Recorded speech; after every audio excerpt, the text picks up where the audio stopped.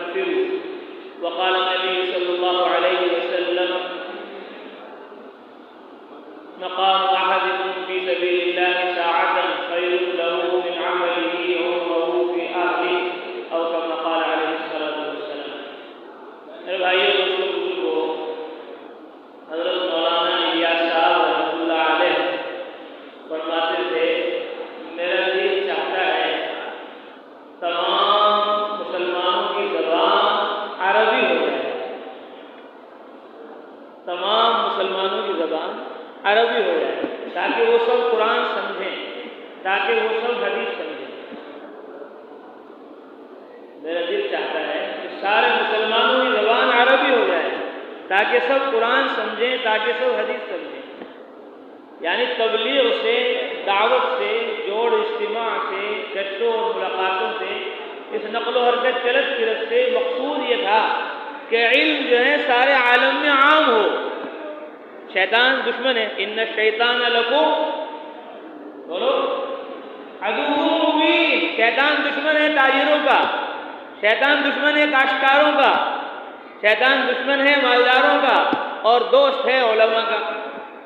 جی دوست ہے طلبا کا، جی بولو بھائی، تاجروں کا، کاشتکاروں کا، زمینداروں کا، دنیا داروں کا دشمن ہے، اور علماء طلبا کا دوست ہے۔ دوست ہے نا؟ کیا ہے؟ بتاؤ جلدی بتاؤ کیا ہے؟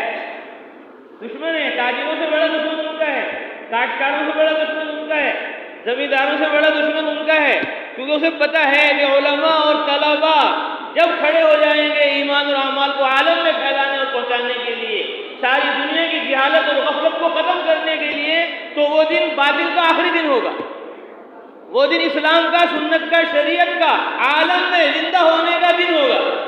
اس لیے وہ تبلیغ کے خلاف کرتا ہے، دعوت کے خلاف کرتا ہے، جماعتوں کے خلاف کرتا ہے کہ تبلیغ والے تو مدرسوں کے خلاف ہیں، تبلیغ والے تو جماعتوں کے، تبلیغ والے تو خانقاہوں کے خلاف ہیں، اور تبلیغ والے تو امام صاحب کے خلاف ہیں۔ شیطان دوریہ کیسے کرتا ہے؟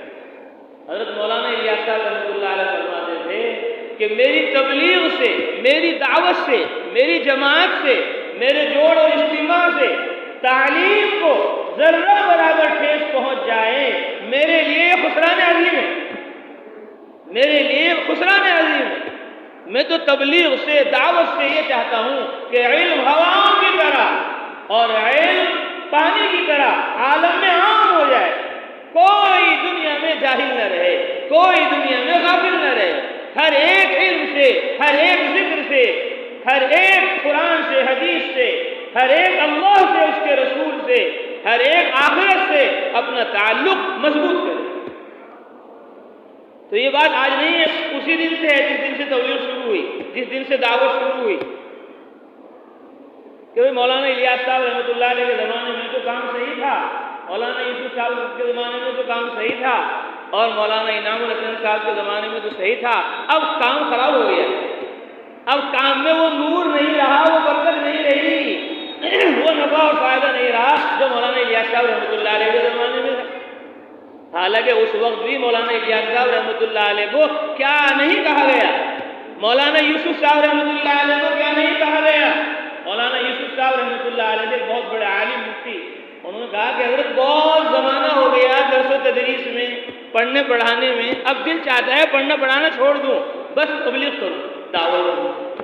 مولانا یوسف صاحب رحمۃ اللہ علیہ نے فرمایا کہ نہیں مفتی صاحب، ہمیں تو تبلیغ سے پہلے بھی پڑھانا ہے اور تبلیغ کے بعد بھی پڑھانا ہے، ہم تو پڑھانے کو اصل کام سمجھتے ہیں اور لوگ ہمیں مدرسے کا مخالف کہتے ہیں۔ یہ مولانا یوسف صاحب رحمۃ اللہ علیہ نے فرمایا 1965 میں ان کا انتقال ہوا۔ کب انتقال ہوا؟ 1965 میں ان کا انتقال ہوا۔ اس زمانے میں مفتی صاحب کہہ رہے کہ درس و تدریس چھوڑ دوں، دعوت و تبلیغ میں لگ جاؤں، یہ دل چاہتا ہے۔ فرمایا نہیں مفتی صاحب، ہم تو تبلیغ سے پہلے بھی پڑھانے کو ضروری سمجھتے ہیں اور تبلیغ کے بعد بھی پڑھانے کو ضروری سمجھتے ہیں، اور ہم خود پڑھاتے ہیں۔ مولانا نے کتاب لکھی امانی الاحبار طحاوی شریف کی شرح عربی میں، حیات الصحابہ لکھی عربی میں، منتخب احادیث عربی میں، اور حضرت مولانا الیاس صاحب رحمۃ اللہ علیہ فجر سے پہلے پڑھاتے تھے نظام الدین میں، مرکز میں، بنگلے والی مسجد میں، مدرسہ کاشف العلوم میں، مستدرک حاکم مولانا انعام الحسن صاحب رحمۃ اللہ علیہ، مولانا رشید صاحب رحمۃ اللہ علیہ کو فجر سے پہلے درس دیتے تھے، فجر سے پہلے پڑھاتے تھے، اور فرماتے تھے مظاہر العلوم سہارنپور میں نے بعض وہ کتابیں پڑھائی جو میں نے خود بھی نہیں پڑھی تھی، مظاہر العلوم میں وہ کتابیں پڑھائی، پھر اس کے بعد یہاں ساری زندگی پڑھاتے رہے۔ تو پڑھنا پڑھانا یہ بنیادی چیز ہے، پڑھنے پڑھانے سے روکنا نہیں ہے، پڑھنے پڑھانے سے اگر روکنا ہوتا تو آپ کو یہاں بھی جمع کرتے، آپ کے سامنے رات بھی بات ہوئی، صبح بھی بات ہوئی، اب بھی بات ہو رہی ہے، کس کی بات ہو رہی ہے؟ قرآن کی بات ہو رہی ہے، حدیث کی بات ہو رہی ہے، اور ابھی آپ کو بہت کچھ پڑھوانا ہے مجھے، ابھی پڑھو گے نہیں پڑھو گے؟ جو جمعے میں بھی پڑھوا رہے آپ سے، جمعرات میں بھی پڑھوا رہے، چھٹی کے دن بھی آپ سے کہہ رہے ہیں بھائی پڑھو پڑھو، تو وہ پڑھائی کے دوران ہفتے کے بیچ میں آپ سے کہہ دیں گے پڑھائی چھوڑ دو، تعلیم چھوڑ دو، فرماتے تھے میرا دل چاہتا ہے سارے مسلمانوں کی زبان عربی ہو جائے تاکہ سب قرآن سمجھے، حدیث سمجھے۔ میں کہتا ہوں سارے مسلمانوں کی زبان عربی نہیں ہو رہی ہے تو کم سے کم سارے مدرسے والوں کی زبان تو عربی ہو جائے، سارے طلبہ عربی کی زبان تو عربی ہو جائے، ان کی آپسی گفتگو، آپسی بات چیت جو مدرسے میں ہو، درسگاہ میں ہو، وہ سیر و تفریح کے دوران ہو، جماعتوں میں نکلنے کے دوران ہو، وہ عربی میں ہو، کس میں ہو؟ عربی میں۔ آپ صلی اللہ علیہ وسلم نے کبھی بنگلہ میں بات نہیں کی، بنگلہ میں بات نہیں کی، پنجابی میں بات نہیں کی، کبھی ہندی سندھی میں بات نہیں کی، آپ صلی اللہ علیہ وسلم ساری زندگی عربی میں بات کرتے رہے۔ ہم نے سوچا وہ پگڑی باندھنا سنت ہے، داڑھی رکھنا سنت ہے، کرتا پاجامہ پہننا سنت ہے، اور بولنے کی سنت اس کو بھول گئے کہ بولنے کی سنت عربی ہے، اس سنت کو زندہ کرنا ہے، اس سنت کو کیا کرنا ہے؟ زندہ کرنا ہے۔ حضرت مولانا ابو الحسن علی میاں ندوی رحمۃ اللہ علیہ کو مولانا الیاس صاحب رحمۃ اللہ علیہ نے فرمایا میرا دل چاہتا ہے کہ زبان عربی کو زندہ کیا جائے اور طلبا کو خاص طور پر تبلیغ میں نکلنے کے زمانے میں عربی بول چال کی مشق کرائی جائے۔ تو مولانا ابو الحسن علی میاں ندوی رحمۃ اللہ نے لکھا حضرت کو خط کہ حضرت میں نے اس کی کوشش کی اور طلبا اب ہمارے ساتھ نکلتے ہیں جماعت میں تو وہ عربی میں بات کرتے ہیں، اس میں بات کرتے ہیں، عربی میں بات کرتے ہیں۔ تو عربی میں بات کرنا کوئی مشکل نہیں، بس مشق کی ضرورت ہے۔ کس کی ضرورت ہے؟ مشق کی ضرورت ہے۔ ابھی سے مشق کر لیں گے تو کام آسان ہو جائے گا، اور مشق نہیں کی تو پھر کیونکہ پڑھنے کی مشق الگ ہے، لکھنے کی مشق الگ ہے، اور بولنے کی مشق الگ ہے۔ ایک جماعت آئی عرب کی، حضرت مولانا طلحہ صاحب رحمۃ اللہ علیہ کی خدمت میں سہارنپور خانقاہ میں، تو حضرت ان سے بات کر رہے تھے اور وہ حضرت سے بات کر رہے تھے، وہ عربی میں بات کر رہے تھے تو میں ترجمہ کر رہا تھا۔ حضرت کی بات کا مولانا طلحہ صاحب ایک بہت بڑے عالم استاد وہاں تشریف فرما تھے، تو جب بات سے فارغ ہو گئے تو انہوں نے کہا بھائی ماشاء اللہ آپ تو اردو بہت اچھی بولتے ہیں۔ میں نے کہا جی میں تو یہی کرنے والا ہوں۔ اچھا، پھر کہنے لگے بھائی آپ تو عربی بہت اچھی بولتے ہیں۔ کہ بھائی ہم نے خوب پڑھا، خوب پڑھایا، لیکن مشق نہیں کی، اب ہمارے لیے بولنے میں مشکل ہوتی ہے، دقت ہوتی ہے۔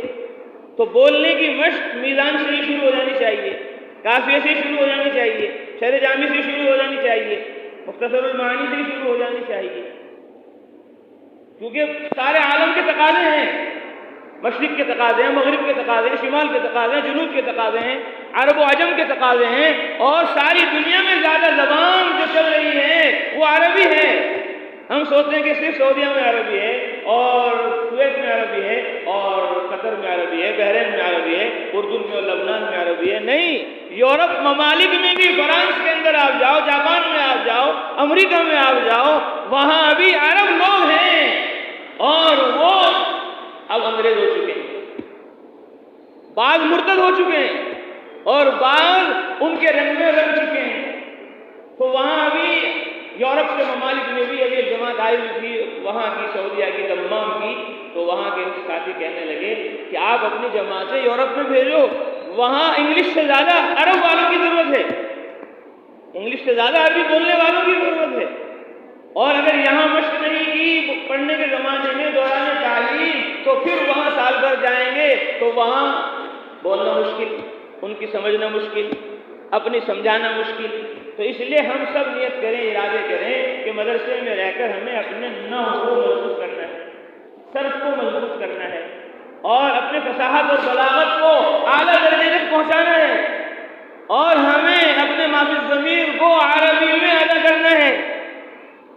ہمارے بعض ساتھی تھے، طلبا پڑھتے تھے مدرسے میں ہمارے ساتھ 24 گھنٹے کی جماعت میں جاتے تھے، تو وہ کہتے تھے بھائی آج میں بیان عربی میں کروں گا اور آپ ترجمہ کرنا، میں بیان عربی میں کروں گا آپ ترجمہ کرنا۔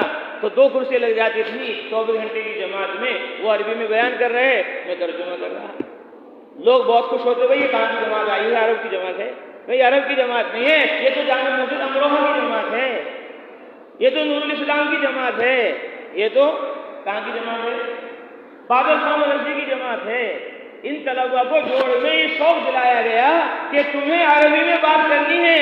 اب یہ گشت آداب عربی میں بیان کر رہے ہیں، یہ تعلیم کے آداب عربی میں بیان کر رہے ہیں، یہ ملاقاتوں میں گفتگو عربی میں کر رہے ہیں۔ بھائی عربی میں کیوں بات کر رہے ہیں؟ کہ بھائی عربی حضرت محمد صلی اللہ علیہ وسلم کی زبان ہے، عربی قرآن کی زبان ہے، عربی حدیث کی زبان ہے، عربی اذان عربی میں ہے، تکبیر عربی میں ہے، کلمہ عربی میں ہے، سورہ فاتحہ اخلاص عربی میں ہے، رکوع سجدے کی تسبیحات عربی میں ہیں، دعائیں عربی میں ہیں، سب کچھ عربی میں ہے، تو ہم کیوں اردو میں بات کریں؟ ہماری زبان تو عربی ہے۔ لوگ انگلش بولنے پر فخر کر رہے ہیں، ہم عربی بولنے کو ضروری نہیں سمجھ رہے، فخر کرنا تو دور کی بات ہے۔ تو اس لیے سب نیت کرو، ارادہ کرو کہ انشاءاللہ ہم بنگلہ چھوڑیں گے، آسامی چھوڑیں گے، اردو ہندی چھوڑیں گے۔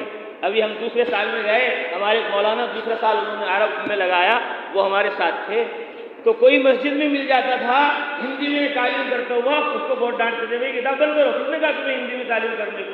اور پھر ایک بہت بڑے عالم محدث کی کتاب کا حوالہ دے کر کہتے تھے کہ جہنمیوں کی زبان ہندی ہوگی، جہنمیوں کی زبان ہندی ہوگی، جنتیوں کی زبان تو عربی ہے، سنتے آ رہے ہیں ہم کہ عربوں سے محبت کرو، میں عربی ہوں، قرآن عربی ہے، جنت والوں کی زبان عربی ہوگی، کہ جہنم والوں کی زبان کیا ہوگی؟ کہ ہندی ہوگی۔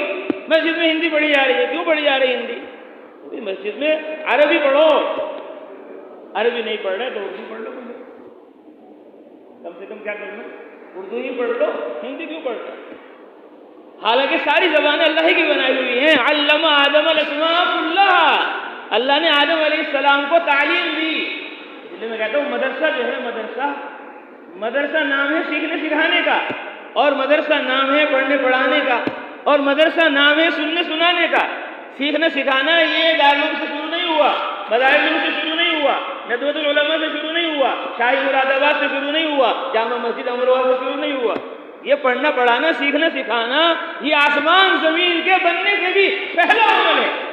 آسمان نہیں بنے، ابھی زمین نہیں بنی، چاند سورج ستارے نہیں بنے، دریا پہاڑ ہوائیں نہیں بنی، کائنات وجود میں نہیں آئی، اور پڑھنے پڑھانے کا سلسلہ شروع ہو گیا۔ مشکات شریف میں روایت ہے، آپ پڑھو گے، پڑھ لی ہوگی، ان اللہ تعالی قرأ یاسین، قرأ طٰہ و یاسین قبل ان یخلق السماوات والارض بألف عام، اور ایک روایت میں بألف عام، آسمان اور زمین کے بننے سے 2000 برس پہلے، 1000 سال پہلے اللہ نے سورہ طٰہ پڑھی، اللہ نے سورہ یاسین پڑھی۔ مدرسے میں کیا ہوتا ہے؟ کیا ہوتا ہے مدرسے میں؟ مدرسے میں کیا ہوتا ہے؟ مدرسے میں پڑھنا ہوتا ہے، پڑھانا ہوتا ہے، استاد پڑھتا ہے ربی یسر، اور بچہ سنتا ہے۔ مدرسے میں پڑھنا پڑھانا ہوتا ہے، سننا سنانا ہوتا ہے۔ استاد پڑھ رہا ہے بسم اللہ الرحمن الرحیم، اور بچہ سن رہا ہے، پھر بچہ پڑھتا ہے بسم اللہ الرحمن الرحیم، اور کون سن رہا ہے؟ استاد سن رہا ہے۔ اب استاد پڑھ رہا ہے الف، بچہ سن رہا ہے، اب بچہ پڑھ رہا ہے الف، کون سن رہا ہے؟ استاد سن رہا ہے۔ تو مدرسہ پڑھنے پڑھانے کا نام ہے، سننے سنانے کا نام ہے۔ تو یہ پڑھنا پڑھانا اور یہ سیکھنا سکھانا اور یہ سننا سنانا نیا عمل نہیں ہے، نیا کام نہیں ہے۔ آسمان اور زمین کے بننے سے 2000 برس پہلے اللہ نے سورہ طٰہ پڑھی، سورہ یاسین پڑھی، اللہ نے پڑھی۔ کس نے سنی؟ حدیث میں آیا فَلَمَّا سَمِعَتِ الْمَلَائِكَةُ الْقُرْآنَ، ملائکہ نے سنا، فرشتوں نے سنا، اللہ قرآن پڑھ رہے ہیں۔ اللہ کیا پڑھ رہے ہیں؟ قرآن پڑھ رہے ہیں۔ فرشتوں نے تو فرشتوں نے فوراً مبارکبادی دی. کس کو؟ جامع مسجد امروہہ میں پڑھنے والوں کو. کس کو؟ نور الاسلام میں پڑھنے والوں کو، بادل خاں میں پڑھنے والوں کو، اتراسی میں جوڑ میں آنے والوں کو. طوبیٰ لأمۃ، خوشخبری ہو، مبارکبادی ہو ان لوگوں کو، اس امت کو جس پر یہ قرآن نازل ہوگا. تو مبارکبادی کے مستحق ڈاکٹر صاحب نہیں ہیں، انجینئر صاحب نہیں ہیں، وکیل صاحب نہیں ہیں، جج صاحب نہیں ہیں، مالدار نہیں ہیں، حاکم نہیں ہیں، دنیا دار نہیں ہیں. مبارکبادی کے مستحق قرآن والے ہیں، مبارکبادی کے مستحق علم والے ہیں. اللہ کے یہاں، فرشتوں کے یہاں، نبیوں کے یہاں مقام اور مرتبہ جو ہے وہ دنیا داروں کا نہیں ہے، وہ علماء کا ہے، وہ طلباء کا ہے، وہ حفاظ کا ہے، وہ ائمہ کا ہے، وہ قراء کا ہے، وہ مدرسے والوں کا ہے، وہ مسجد والوں کا ہے. اپنے مقام کو، مرتبے کو ہمیں پہچاننا ہے. کتنے لوگوں نے اپنے مقام کو نہیں پہچانا، اپنے مرتبے کو نہیں پہچانا. الامان والحفیظ. کئی برس پہلے ہماری جماعت تھی ایک مسجد میں، امام صاحب بھیج رہے اپنے بچوں کو میڈیم انگلش میڈیم اسکول میں. کہا میں نے تو اپنی عمر ضائع کر دی مدرسے میں، میرے بچوں کی عمر ضائع نہ ہو جائے، اس لیے میں نے ان کو انگلش میڈیم میں بھیج دیا. قرآن کی اس سے بڑی کوئی توہین نہیں ہے، حدیث کی اس سے بڑی کوئی توہین نہیں ہے، علم کی اس سے بڑی کوئی توہین نہیں ہے کہ میری زندگی تو برباد ہو گئی، میرے بچوں کی زندگی برباد نہ ہو، اس لیے میں نے ان کو اسکول میں بھیج دیا. علم کا کیا مقام ہے، علماء کا کیا مقام ہے، قرآن کا، حدیث کا کیا مقام ہے. جب وہ ہمارے ہی دلوں میں نہیں ہوگا تو دنیا والوں کے دلوں میں کیا ہوگا؟ اس لیے تبلیغ کے ذریعے قرآن کی عظمت ہمارے اندر آنی چاہیے، حدیث کی عظمت ہمارے اندر آنی چاہیے، علم کی عظمت ہمارے اندر آنی چاہیے، مدرسے کی عظمت ہمارے اندر آنی چاہیے، مسجد کی عظمت ہمارے اندر آنی چاہیے. فرشتوں نے فوراً مبارکبادی دی. طوبیٰ لألسنۃ طوبیٰ لأجواف تحمل ھذا. مبارکبادی ہو ان سینوں کو جو سینے اس قرآن کو محفوظ کریں گے، جو سینے اس قرآن کو یاد کریں گے. طوبیٰ لألسنۃ تتکلم بھذا. مبارکبادی ہو ان زبانوں کو جو زبانیں اس کی تلاوت کریں گی. آسمان اور زمین کے بننے سے 2000 برس پہلے، اور پھر آسمان بن گیا، زمین بن گئی، اللہ نے چاہا اپنا خلیفہ بناؤں تو آدم علیہ السلام کو عدم سے وجود بخشا، اور پھر کیا کہا؟ علم آدم الاسماء کلھا. آدم علیہ السلام کو اللہ تعالیٰ نے تمام چیزوں کے ناموں کی تعلیم دی. تمام اسماء کے نام، اسم کان وما یکون، جتنی چیزیں تھی ان کے نام اور جتنی چیزیں آنے والی تھی ان کے نام اللہ تعالیٰ نے آدم علیہ السلام کو سکھلائے، اور ایک زبان میں نہیں. علماء نے لکھا 3000 زبانوں میں اللہ نے بتایا کہ یہ فین ہے، یہ مروحہ ہے، یہ پنکھا ہے. اردو میں اس کو کیا کہیں گے، انگلش میں کیا کہیں گے، فارسی میں کیا کہیں گے، فلاں زبان میں کیا کہیں گے. 3000 زبانوں میں آدم علیہ السلام کو اللہ تعالیٰ نے ہر چیز کے نام بتائے. کوئی چھوٹی بڑی چیز ایسی نہیں جو آدم علیہ السلام کو نہ سکھلائی ہو. تعلیم دی. علم آدم الاسماء کلھا.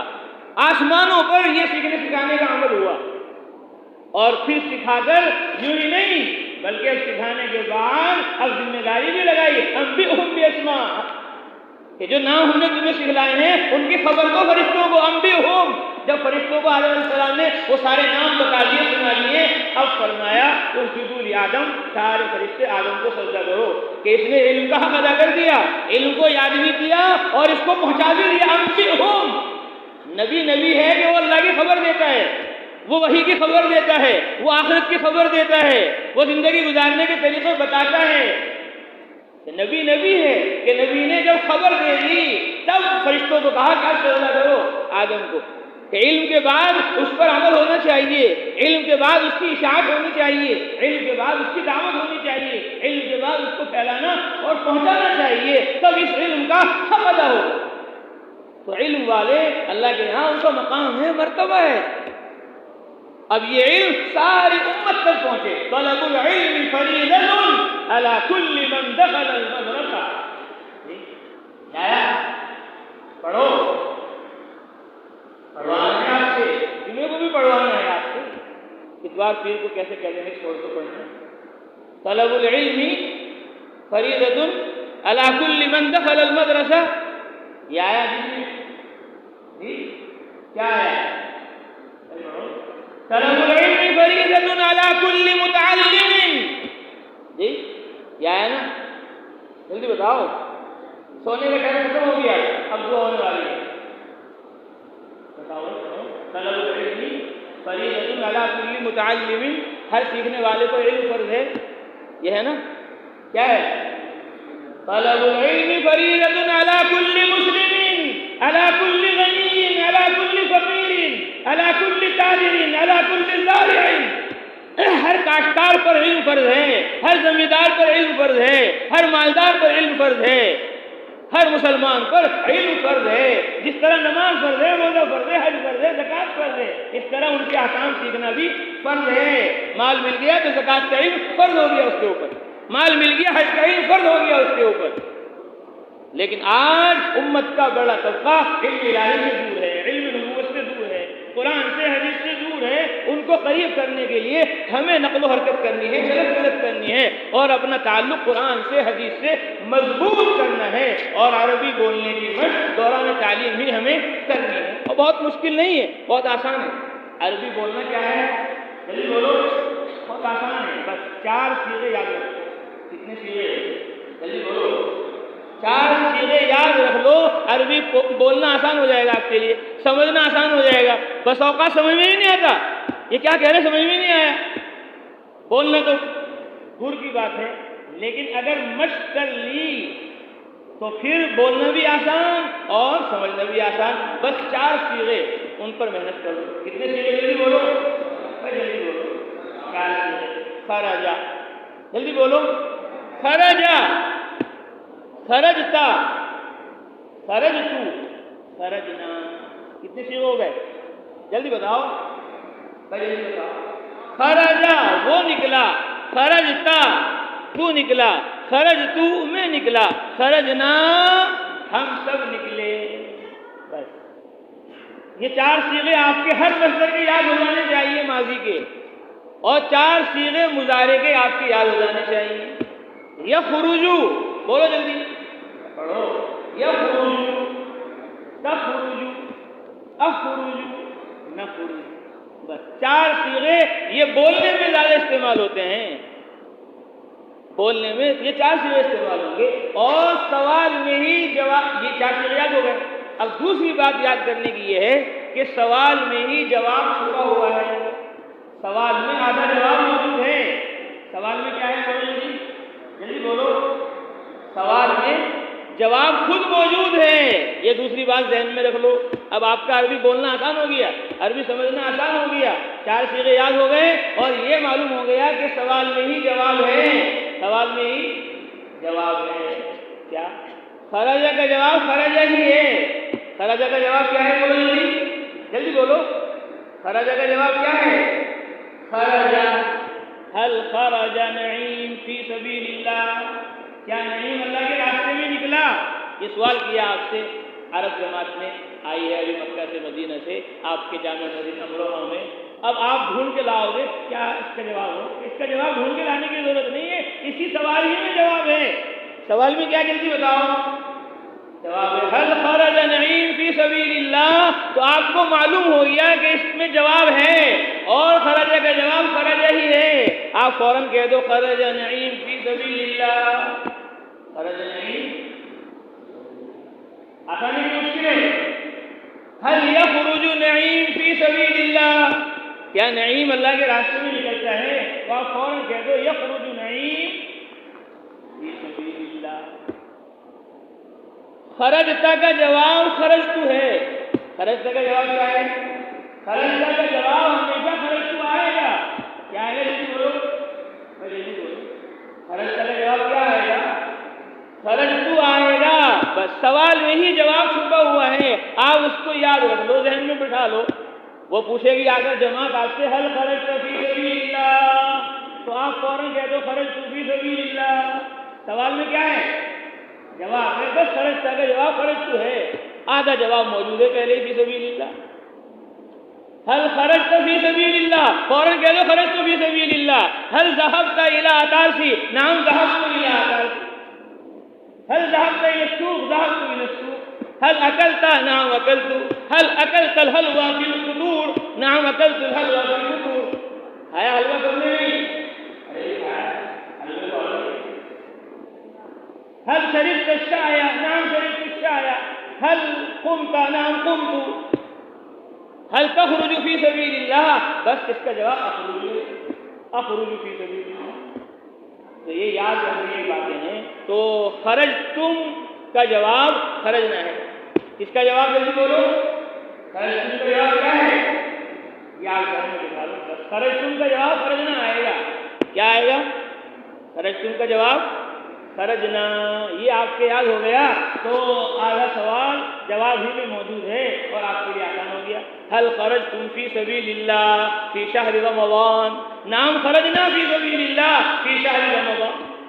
هل خرجتم في سبيل الله في إجازة عيد الأضحى؟ نعم خرجنا في سبيل الله في إجازة عيد الأضحى.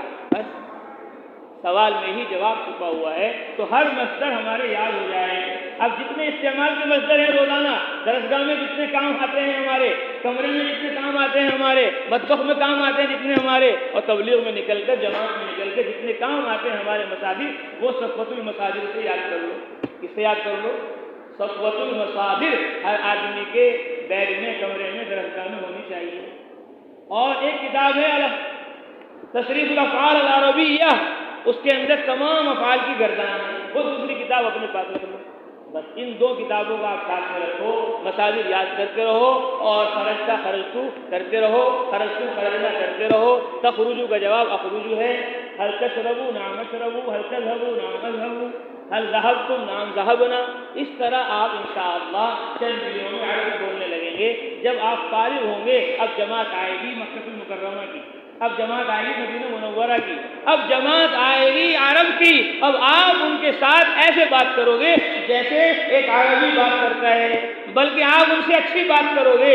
ہماری جماعت گئی بحرین میں, ہم نے بیان کیا, ہم نے کہا نحن العجم لا نعرف شيء انتم العرب ابناء العرب دم الصحابہ ودم الانبیاء فی عروقکم نحن العجم لا نعرف شيء. لیکن جب ہم بیان کے بعد ان سے ملتے تو کہتے شیخ آپ اجمی نہیں ہو, ہم اجمی ہیں. عربی ہم نہیں ہیں, آپ عربی ہو.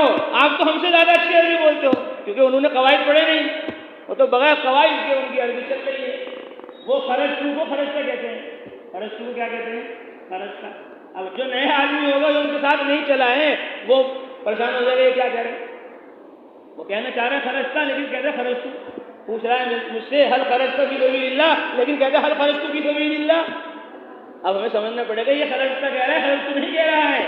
ایک غلطی تو یہ کرتے, اور بہت ساری غلطی. وہ قاف کو گاف کہتے ہیں. قاف کو کیا کہتے ہیں؟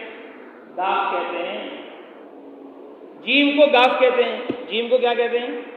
جیم کو کیا کہتے ہیں بولو؟ جیم کو مصر والے گاف بولتے ہیں.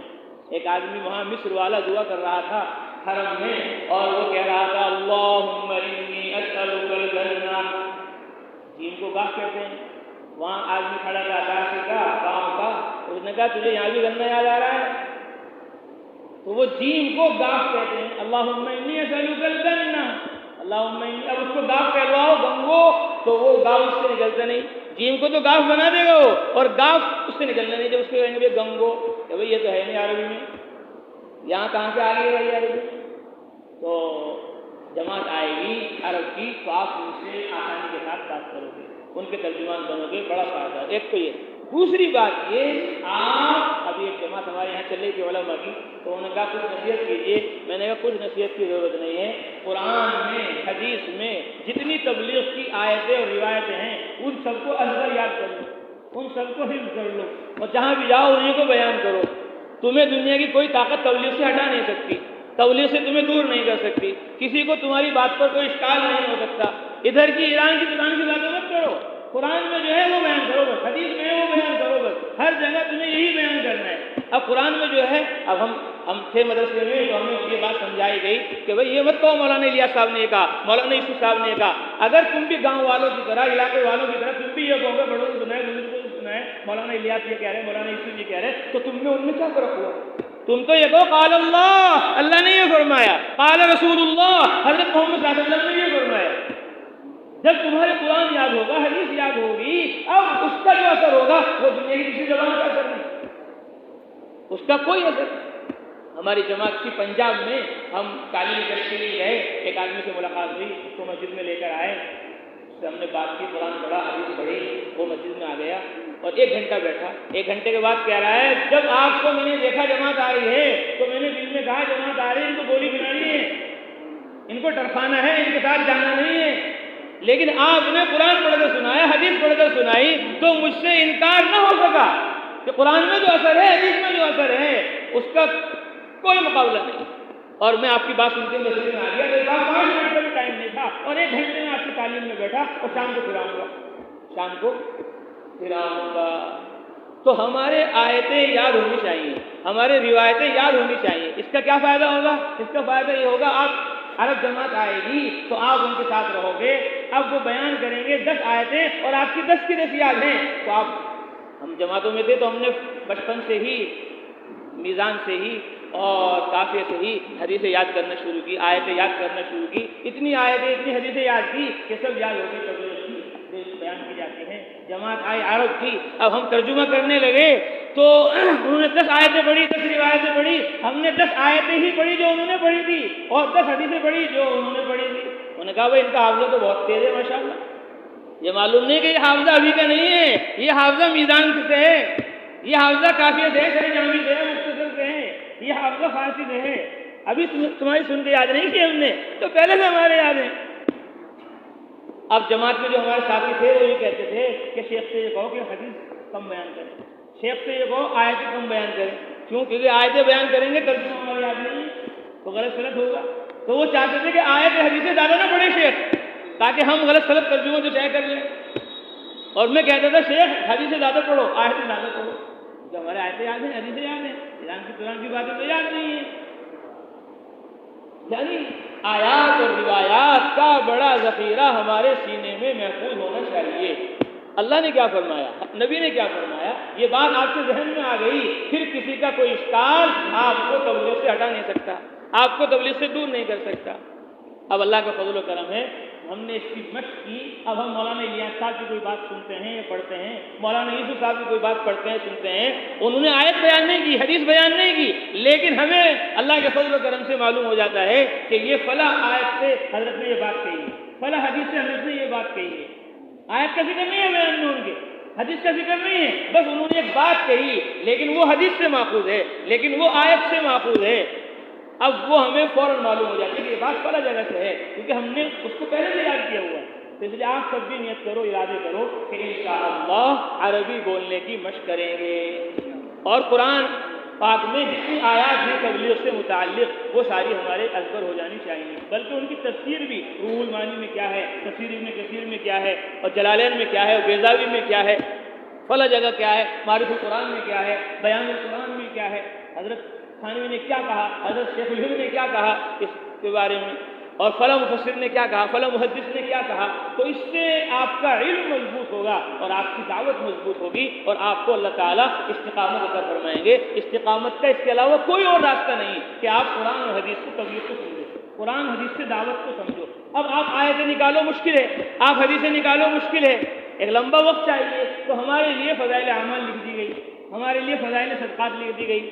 فضائل اعمال اور فضائل صدقات اردو میں ایسی کتابیں ہیں کہ پوری دنیا میں اتنی آیات، اتنی روایات، اتنی کتابوں کے حوالے اردو کتاب میں کسی میں نہیں جتنی فضائل اعمال میں۔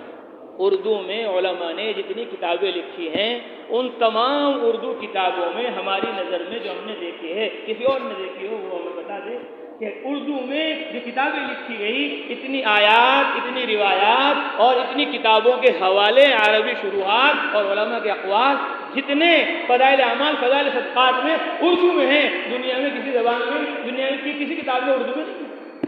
تو اس لیے ہمارے وہ ساری آیتیں یاد ہو جانی چاہیے، وہ ساری روایتیں یاد ہو جانی چاہیے، بلکہ جب ہم تعلیم کریں مسجد میں، شیخ نے جو لکھا ہے عربی میں حدیث کے متعلق اس کو بھی ہم پورا پڑھیں۔ تعلیم میں ہماری صرف اردو نہ پڑھی جائے بلکہ فضائل اعمال کی جتنی آیتیں ہیں، روایتیں ہیں اور پھر شیخ کا جو کلام ہے اس کو پورا پڑھا جائے۔ اس سے آپ کی عبارت درست ہو جائے گی، عبارت صحیح ہو جائے گی، اور آپ کو معلوم ہو جائے گا یہ کتاب، یہ حدیث کن کن کتابوں میں ہے، ان کتابوں کے نام آپ کو معلوم ہو جائیں گے۔ ابھی تو چند کتابیں ہیں جن کے نام ہمیں معلوم ہے، بخاری ہے، مسلم ہے، ترمذی ہے، ابن ماجہ ہے، موطا مالک ہے، محمد ہے، یہ کتابیں، اور اس کے علاوہ جو بے شمار کتابیں لکھی گئی ہیں حدیثوں کی، ان کی کتابوں کے نام ہمیں معلوم نہیں، ان کو دیکھنے کی ہمیں توفیق نہیں کبھی. لیکن جب ہم تبلیغ میں لگیں گے، دعوت میں لگیں گے اور فضائل اعمال کا وہ سارا حضرت نے جو کلام کیا ہے اس کو پڑھیں گے. اب ہم فوراً جائیں گے جامع مسجد امروہہ کی کتب خانے میں، اب وہاں جا کر ہم دیکھیں گے بیہقی، وہاں جا کر ہم دیکھیں گے طبرانی، وہاں جا کر ہم دیکھیں گے تاریخ کبیر، وہاں جا کر ہم دیکھیں گے جامع صغیر، وہاں جا کر ہم دیکھیں گے فلاں فلاں کتابیں جتنی حدیثوں کی ہیں اور تفسیروں کی ہے، بس جلالین اور بیضاوی یہ ہم جانتے ہیں. اس کے علاوہ کیا تفسیریں ان کی ہمیں خبر ہی نہیں. جب ہم محنت میں لگیں گے اور ہمارا علم بڑھے گا اور ہماری طلب بڑھے گی تو ساری کتابیں پڑھنا ہمارے کتب خانے کی آسان ہو جائیں گی. اس لیے سب نیت کرتے ہیں انشاءاللہ. تو یہ تو پہلی بات ہے کہ اس تبلیغ سے آپ کو تعلیم سے ہٹانا نہیں، بلکہ تعلیم میں آپ کو اس درجہ لگانا ہے کہ قرآن اور حدیث سے آپ تبلیغ کے ہر جز کو سمجھ سکو. کریں گے اس کی طرح انشاءاللہ. تو ہم خود تلاش نہیں کر سکتے، تو جو تلاش کر کے ہمیں فضائل اعمال صدقات دی گئی اس کو پڑھ لو پورا. اور منتخب احادیث تو نام ہی احادیث کا ہے، وہ ساری احادیث ابھی ہمارے ساتھی نے سال لگایا تو پورے سال میں انہوں نے پورا قرآن حفظ کر لیا، جماعت میں نکل کر پورا قرآن حفظ کر لیا.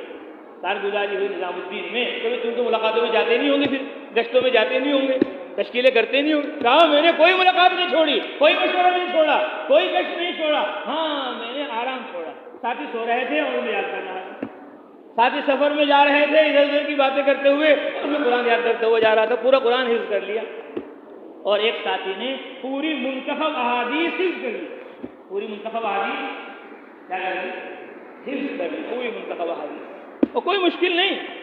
پہلے مشکل ہوگا، آپ پہلے ایک لائن کی حدیث یاد کیجیے، چھوٹی سی حدیث یاد کیجیے، نیت المؤمن خیر من عملی، یہ یاد کرنا.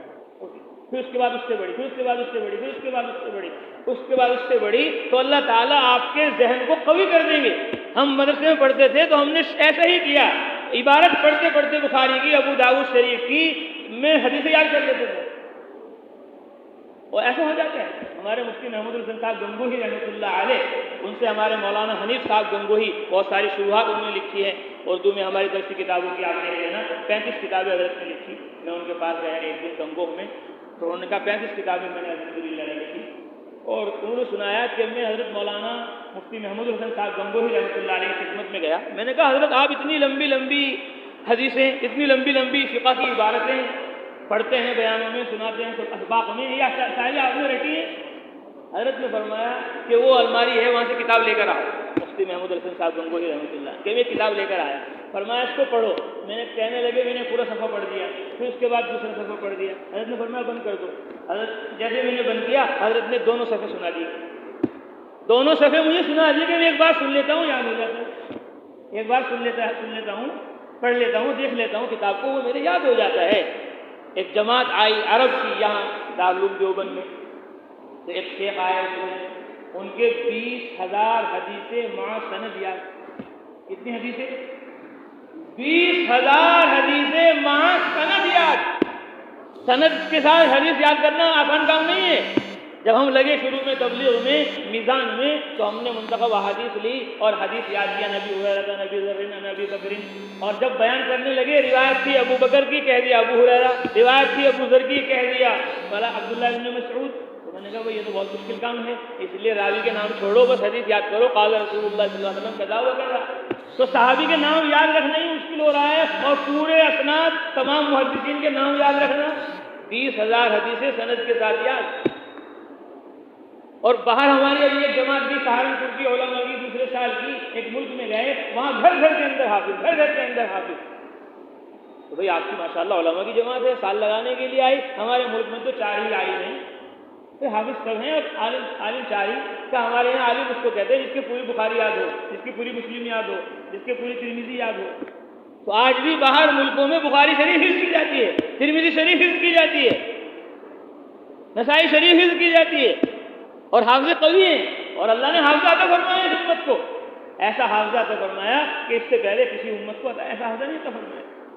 بشرطے کہ وہ حافظہ قرآن کو یاد کرنے میں لگے، حدیث کو یاد کرنے میں لگے، گناہوں سے پاک و صاف ہوں، کہ علم الہی ہے، علم نبوت ہے، یہ نور اللہ ہے، یہ عاصی کو نہیں دیا جاتا.